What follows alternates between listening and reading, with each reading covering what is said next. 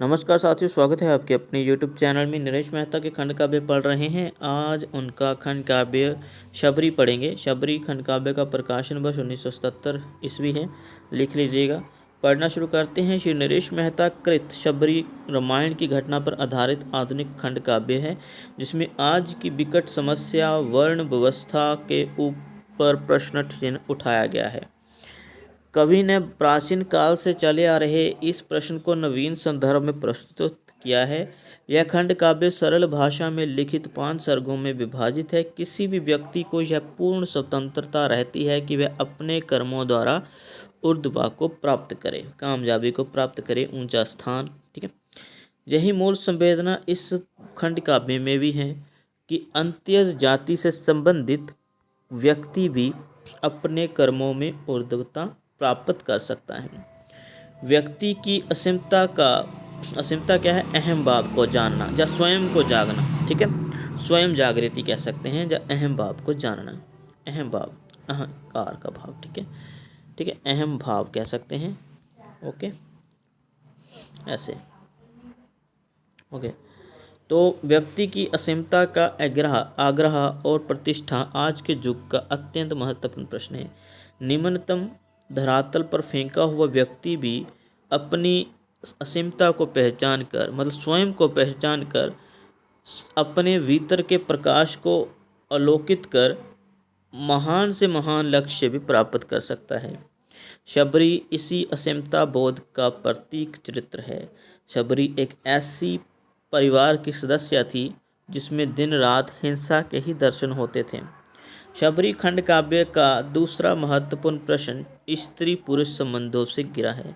शबरी शूद्रा अस्पृश्य नारी है। आश्रम वासियों को मतंग ऋषि, ठीक है, मतंग ऋषि कहें, वो एक आश्रम में रहा करती थी। ठीक है, आश्रम वासियों को मतंग ऋषि का यह निर्णय स्वीकार नहीं है कि शबरी आश्रम की सफाई का काम करे, गौशाला में रहे। शबरी की तपश्चर्या को देखकर ऐसा शबरी की तपश्चर्या को देखकर मतंग ऋषि उससे बहुत प्रभावित हुए और उसे अधिक स्नेह देते हैं। तब शिष्यगण नाराजगी प्रकट करते हैं। उनका कहना है कि मर्यादाओं को खंडित हो जाने से समाज टूटकर बिखर जाएगा। मतलब मतंग ऋषि जो हैं वो अपना जो स्नेह जो है वो शबरी को देते हैं।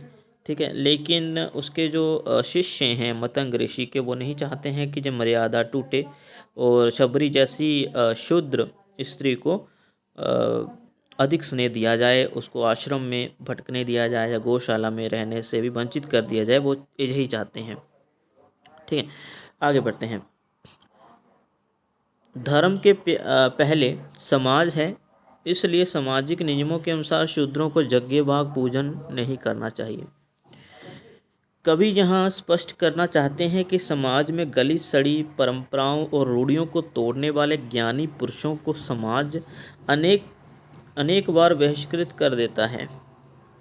शबरी के माध्यम से यह प्रश्न उठाया गया है कि सारे मानवीय संबंध शरीर की सीमा में ही बंधे हैं। हृदय की उदारता को पहचानने की दिशा में मनुष्य आज भी आगे नहीं बढ़ा है। मनुष्य का संकल्प, उसकी प्रज्ञा, उसकी एकांत निष्ठता, उसकी अविचलित कर्म शक्ति सब कुछ संभव कर सकती है। यही इस खंड काव्य की अंतिम ध्वनि है। कवि ने समाज की रूढ़ियों परंपराओं का विवेचन और विश्लेषण इसी सही स्थिति में किया है।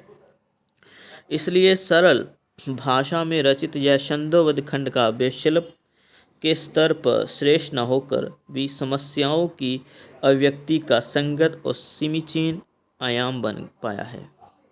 तो यही बताया गया है कि काव्य शिल्प की दृष्टि से यह खंड काव्य इतना उत्कृष्टतम तो नहीं है, लेकिन इसमें से प्रश्न अवश्य पूछे जाएंगे शबरी से संबंधित। ठीक है, तो ये खंड काव्य इम्पोर्टेंट था, आपके साथ साझा किया। मिलते हैं किसी और वीडियो में।